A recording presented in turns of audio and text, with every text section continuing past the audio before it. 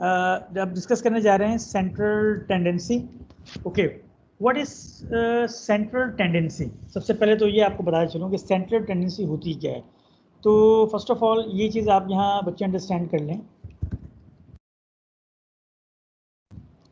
कि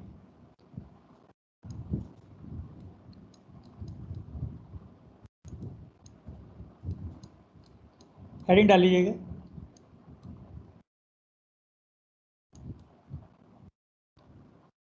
okay, central tendency basically इसके 3 parts होते हैं, ठीक है ना। सेंट्रल टेंडेंसी को चेक करने के लिए किसी भी डाटा के अंदर सेंट्रल टेंडेंसी सबसे पहले ये अंडरस्टैंड कर लें, सेंट्रल टेंडेंसी ग्रुप डाटा की भी होती है और अनग्रुप डाटा की भी होती है। और मेरा ख्याल है किसी स्टूडेंट को कन्फ्यूजन नहीं है कि अनग्रुप डाटा क्या होता है और ग्रुप डाटा क्या होता है, ठीक है। तो अनग्रुप डाटा की भी निकाली जाती है और ग्रुप डाटा की भी सेंट्रल टेंडेंसी फाइंड आउट करते हैं। तो आज जो हम देखेंगे वो बेसिकली हम अनग्रुप डाटा की सेंट्रल टेंडेंसी देखेंगे। सेंट्रल टेंडेंसी की जब बात करते हैं तो उसका मतलब है हम बेसिकली 3 चीज़ों को कैलकुलेट करते हैं और उसको चेक करते हैं, ठीक है। सेंट्रल टेंडेंसी बेसिकली किसी भी डाटा के नॉर्मल बिहेवियर को रिप्रेजेंट कर रहा होता है कि जो डाटा है वो कितना नॉर्मली डिस्ट्रीब्यूटेड है और कितना नॉर्मल बिहेवियर उसका है। नॉर्मल बिहेवियर का मतलब ये है कि उसका जो कर्व बनेगा, जैसे मैंने आपको स्टेम एंड लीफ में बताया था, ठीक है ना। उसमें मैंने बेसिकली आपको वर्टिकली बताया था, आपको अब शायद याद आएगा, इस तरह से करके बनाया था मैंने वर्टिकली, ठीक है। तो ये बेसिकली स्मूथ और बेल शेप बन रही होती है, ठीक है ना। ये बेल शेप होती है, ये आपके पास बन रही होती है, ठीक है ना। तो that is normal behaviour of the data, ठीक है ना। इसके लिए हम बेसिकली 3 चीज़ों को कैलकुलेट करते हैं, ठीक है ना, जिसमें एक आपका होता है मीन,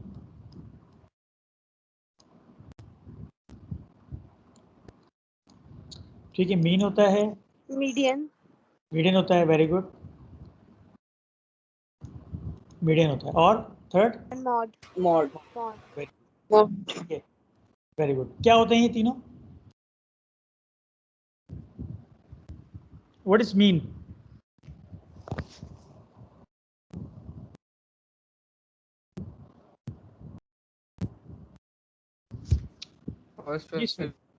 मीन क्या होता है? First value first value mean होती है, फर्स्ट वैल्यू मीन होती है, average average data average data, very good, ठीक है। ये बेसिकली डाटा का एवरेज होता है, ठीक है ना। आप किसी भी डाटा का एवरेज फाइंड आउट करें तो बेसिकली वो मीन को रिप्रेजेंट कर रहा होता है, ठीक है। अच्छा, मीडियन क्या होता है? What is median? Sir middle value very good, median basically middle value होती है। और मोड क्या होता है? What is mode? सबसे ज्यादा रिपीट होती है sir. Well done, very good. जो मोस्ट रिपीटेड नंबर होता है डाटा का वो बेसिकली मॉड होता है, ठीक है। तो can you find in the given data कि इसमें मीन क्या होगा, मीडियन क्या होगा और मॉड क्या होगा, ठीक है। सर मॉड क्या होता है सर, वापस से रिपीट कीजिएगा। रिपीट करता हूँ, most repeated number in the data, सबसे ज़्यादा जो रिपीट हो रहा होता है डाटा के अंदर नंबर, वो आपके पास मॉड होता है और मॉड एक से ज़्यादा हो सकता है। जैसे ओके सर। आप यहाँ पे देखें, जो डाटा मैंने आपको एग्जांपल दिए, इस डाटा में सेट के अंदर आप चेक कर सकते हैं कि मॉड क्या है, सबसे ज़्यादा रिपीट कौन सा हो रहा है। देखिए 33 रिपीट हो रहा है, 33 रिपीट हो रहा है, 24 24 57 46 57, ठीक है। और ये नंबर्स हैं यस सर। जी। अब आप मुझे बताइएगा कि मॉड क्या होगा। सर 24 46 57। सर इसके मॉड जो है 4 हैं। 4 हैं, वेरी गुड। जिससे मैंने कहा एक से ज़्यादा हो सकते हैं, इसके मॉड 4 हैं, वेरी गुड, क्योंकि वो इक्वल टाइम्स में रिपीट हो रहे हैं। 2 टाइम्स 24, 2 टाइम्स 33, 2 टाइम्स 46, 2 टाइम्स 57। तो इट मीन्स कि 24, 33, 46 एंड 57 ये मॉड होगा, ये चारों मॉड होंगे इस डाटा के लिए। क्लियर हो गया? Yes sir. ओके, अब हम आते हैं मीडियन की तरफ। मीडियन कैसे फाइंड करेंगे?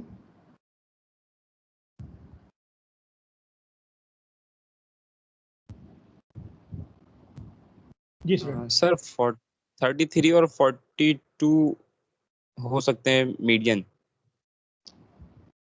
33 और 42 42 कैसे? एक मिनट सर, एक मिनट। मीडियन में एक चीज मैं आपको बता दूं जिस वेरी इंपॉर्टेंट सर है। 42 हो गए, 42 मेरे ख्याल से 42 और 41 बीच में। सर नहीं समझ में आ रहा है। 41 and 42. नहीं नहीं ऐसा नहीं है। आप देखें इसमें एक चीज नोट कर लें सबसे पहले, और वो ये कि मीडियन के लिए it is necessary to arrange the data, क्योंकि आपने एक बात की है उसकी डेफिनेशन में मीडियन की, जो सेंटर वैल्यू होती है वो मीडियन होती है। जी सर, जी sir. Centre value is a median. तो इट मींस कि सेंटर वैल्यू कैसे आएगी? तो स्कैटर फॉर्म में है इसका डाटा, अरेंज फॉर्म में तो नहीं है। आप इसको फर्स्ट ऑफ ऑल जी सर, इसको अरेंज करना पड़ेगा। अरेंज करना पड़ेगा। तो असेंडिंग में या डिसेंडिंग में आप अरेंज करें। इसको गौर से सुन लीजिएगा क्योंकि ये काम आप बच्चे को खुद को करना है। आप इस डाटा को अरेंज करेंगे, ठीक है, और अरेंज करने के बाद फिर देखेंगे कि सेंटर में जो वैल्यू आ रही होगी आफ्टर अरेंजिंग द डाटा, इधर इन असेंडिंग और इन डिसेंडिंग, ठीक है ना। देखें आप चाहे छोटे से बड़े की तरफ अरेंज करें या बड़े से छोटे की तरफ करें, जो सेंटर की वैल्यू है वो सेंटर में ही रहेगी। ऐसे ही है।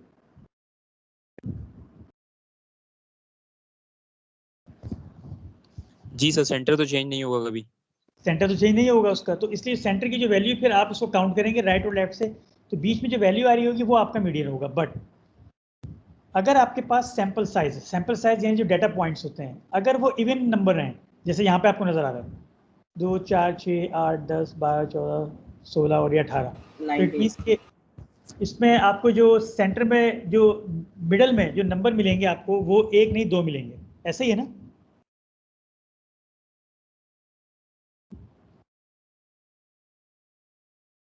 Student are you getting me? Sir 33 होगा फिर मीडियन। हम इसको देखें ना, सबसे पहले जैसे मैंने आपसे कहा अरेंज कर लेते हैं, तो आप पहले अरेंज कर लें इसको। सर अरेंज करके 33 आ रहा है। नहीं आप अरेंज करके 13 हो गया, फिर क्या होगा? 17 17 के बाद 41 24 24 24 24, अगेन 24 28 28 29 29 29 33 33 33 41 42 41 42 सर 41 आ रहा है। 46 46 46 46 टू टाइम्स जी। 52 53 52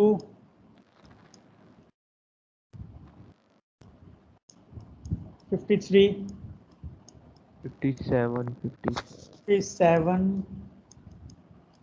57 60 एंड 61, ठीक है। टोटल डेटा पॉइंट्स कितने थे? 18 थे सर। 18 थे। तो 18 का आप हाफ करें तो सर 41 आ रहा है इसमें। 9 9। तो यहाँ से काउंट करें सर 9। 1 2 3 4 5 6 7 8 9, यहाँ तक आ रहा है? सर 41 है। यस सर 41 है। एक मिनट ठहर जाए, अब यहाँ से काउंट करें 1 2 सर 3 41 42 दो आ रहे हैं। 6 7 8 9। मैंने आपको कहा था अगर सैंपल साइज इवन होगा तो 2 नंबर मिलेंगे सेंटर में, एक नंबर तो नहीं मिलेगा आपको। ये बहुत इंपॉर्टेंट पॉइंट है, always keep in your mind, ठीक है ना, बिफोर फाइंडिंग द मीडियन, कि आप अनग्रुप डाटा के लिए, ठीक है ना, आप जो है वो अगर आपके पास सैंपल साइज यानी जो डाटा पॉइंट्स गिवन है, अगर ये ऑड नंबर्स हैं, ऑड नंबर्स में, ऑड नंबर समझते हैं आप बच्चे, ठीक है ना, 1 3 5 7 जी 9 सर। 11 15, तो उसमें तो आपको एक ही सिंगल वैल्यू मिलेगी सेंटर में जब आप अरेंज कर लेंगे डाटा को, तो उसमें तो आपको एक सिंगल वैल्यू मिल जाएगी। लेकिन ऐसे अनग्रुप डाटा कि जिसका सैंपल साइज इवन है, इवन यानी 2 4 6 8 10 12, ठीक है, इस तरह के नंबर्स हैं, तो उसमें फिर आपको सेंटर में 2 वैल्यूज मिलेगी। जैसे यहाँ पर 18, आपके पास सैंपल साइज क्या था, डाटा पॉइंट्स कितने थे 18, तो इट मीन्स के हम जब इसको अरेंज करेंगे डाटा को तो हमारे पास 2 नंबर्स आएंगे, जैसे यहाँ पर आ रहा है 41 एंड 42, तो we have basically 2 numbers in the middle in the centre, ठीक है, 2 नंबर्स हैं। तो अब इन 2 नंबर से आपको निकालना होगा मीडियन। कैसे निकलेगा?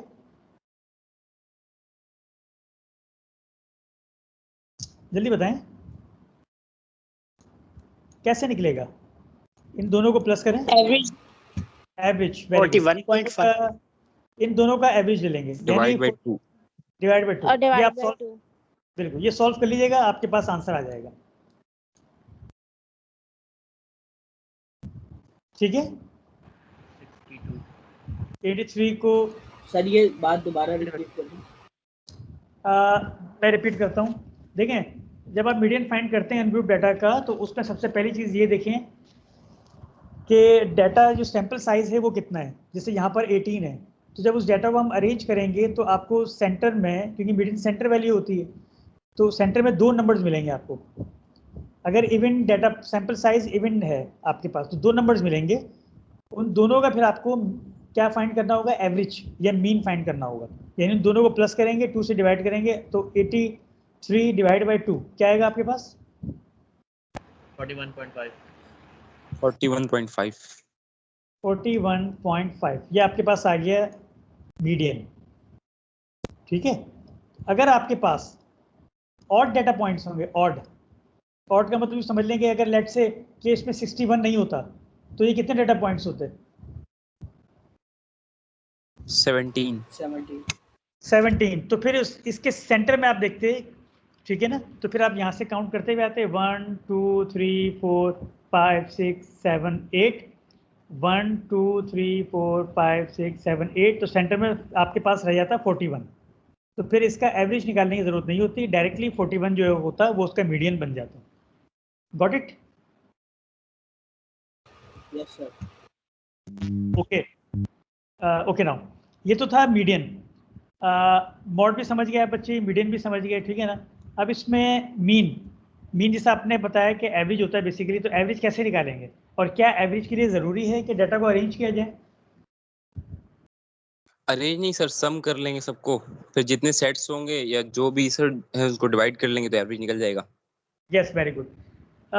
मीन के लिए देयर इज़ नो नेसेसरी, ठीक है, कि आप उसको अरेंज करें। अरेंज कर लें तब भी ठीक है, क्योंकि जैसे आपने मीडियन के लिए तो अरेंज करना ही है, तो आप अरेंज कर ही लीजिए उसको, इससे कोई हर्ज नहीं है, ठीक है ना। तो जिस तरह से अभी बताया स्टूडेंट ने कि इसमें आप जितने डाटा पॉइंट्स हैं उन सबको सम कर लें, इन सबको प्लस कर लें, और प्लस करके डिवाइड करेंगे किससे?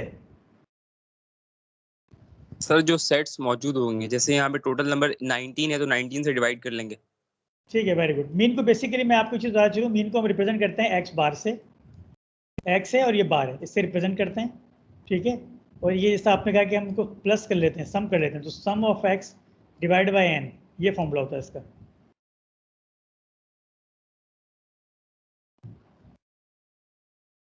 क्लियर हो गया? ये मीन का फॉर्मूला है। मीन को हम रिप्रेजेंट करते हैं एक्स बार से,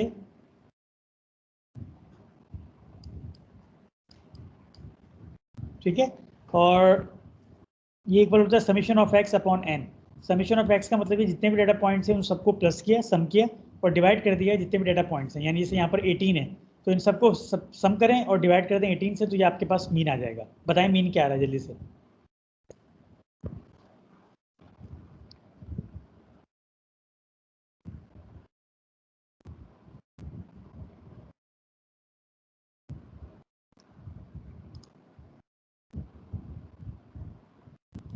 जी स्टूडेंट।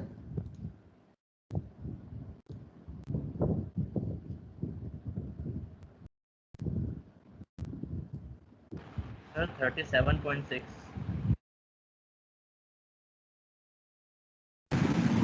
39.7 आ रहा है।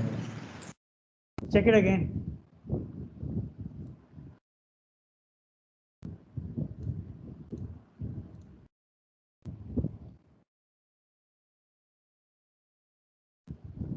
और किसी स्टूडेंट ने फाइंड आउट किया? 37.6 आ रहा है सर। 37 पॉइंट।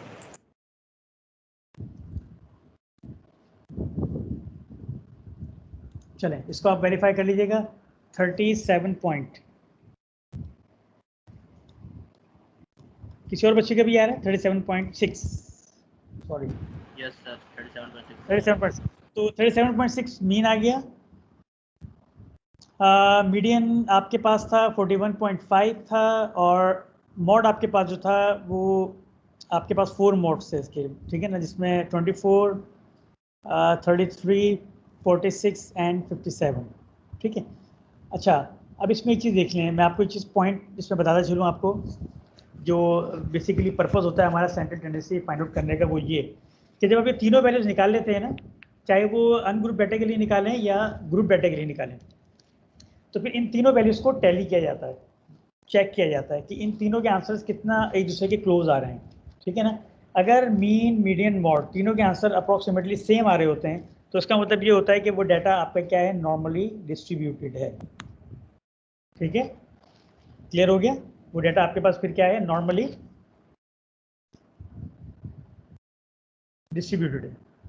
क्लियर हो गया? सर ये मीन्स में थोड़ा सा मसला है। इसमें मीन 39.7 आएगा अगर 18 से डिवाइड करते हैं तो। 18 से डिवाइड करते 39.7 आएगा। ये आपने और किसी बच्चे का भी आ रहा है 39.7? 39.7 39.7 जी सर 39.7 ही है। जी ठीक है, थैंक यू वेरी मच। 39.7 ये मुझसे कोई करेक्शन गलती हो गई होगी। हो जाता है, सॉल्व राइट, कोई बात नहीं। आप डेफिनेटली जब एफर्ट करते हैं, खुद लिखते हैं, तो गलतियाँ होती हैं, ठीक है ना, अ पार्ट ऑफ लाइफ। ठीक है ना, इससे परेशान होने की ज़रूरत नहीं। अच्छी बात है कि आप बच्चे खुद करने की कोशिश कर रहे हैं। ओके, तो इसमें स्टैंडर्ड टेंडेंसी जो है, अगर आपको डाटा की डिस्कस करनी है तो उसमें फिर हम ये देखते हैं मिनिमम मॉड निकाला और फिर उनकी वैल्यूज़ को देखते हैं कि वो कितनी क्लोज आ रही हैं टू ईच अदर। जितनी मीन मीडियन मॉड किसी भी डाटा के लिए, चाहे वो ग्रुप हो या अनग्रुप डाटा हो, जितनी वो एक दूसरे के क्लोज होंगी, करीब होंगी, इट मीन्स कि वो डाटा उतना ही नॉर्मली डिस्ट्रीब्यूटेड होगा। ठीक है, स्टूडेंट क्लियर हो गया? जी सर। Okay, very good. आपको क्वेश्चन जो है मैंने दिए थे 2.1, 2.20, 2.21 और 2.22 बना दिया था उसको हमने, ऐसे ही था। Yes sir. और 2.22 तक हो गया था। 2.23 कर लें इसको, चलें, ये हम अपनी नंबरिंग कर लेते हैं। ठीक है, इसमें लिखें कि डिस्कस, क्वेश्चन लिखें प्लीज़। इसमें एक अभी क्लास में करेंगे और एक फिर होमवर्क होगा, बट दोनों ही इंक्लूड होंगे असाइनमेंट में। Discuss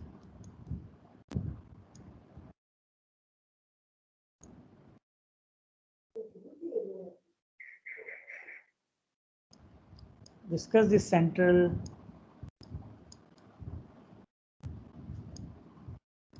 tendency. ठीक है, पार्ट ए,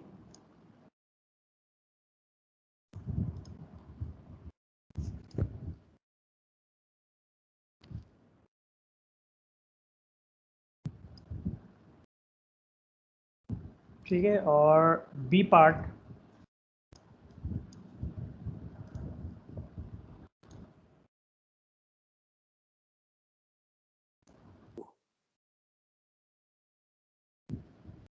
ये आपके पास है। ठीक है, तो देयर आर 2 क्वेश्चंस जिसमें आपको डिस्कस द स्टैंडर्ड टेंडेंसी का मतलब क्या है, कि आपको ये बताना है कि इन दोनों डाटा में क्या नॉर्मल बिहेवियर है या नहीं है। अब वो डेफिनेटली आप डायरेक्टली तो नहीं कह सकते, आप इसमें क्या करेंगे, मीन मीडियन मॉड तीनों चीज़ें कैलकुलेट करेंगे। ठीक है, तो अभी जो आप करेंगे सॉल्व, वो करेंगे ए पार्ट करेंगे, ठीक है ना, और बी पार्ट आप बाद में सॉल्व करेंगे। बट जो दोनों पार्ट्स हैं, ये पूरा क्वेश्चन जो है 2.23 ये इंक्लूड होगा किसमें, असाइनमेंट नंबर 1 के अंदर। क्लियर है?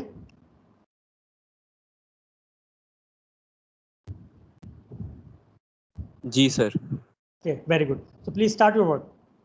ए पार्ट मीन मीन मॉड निकालना है।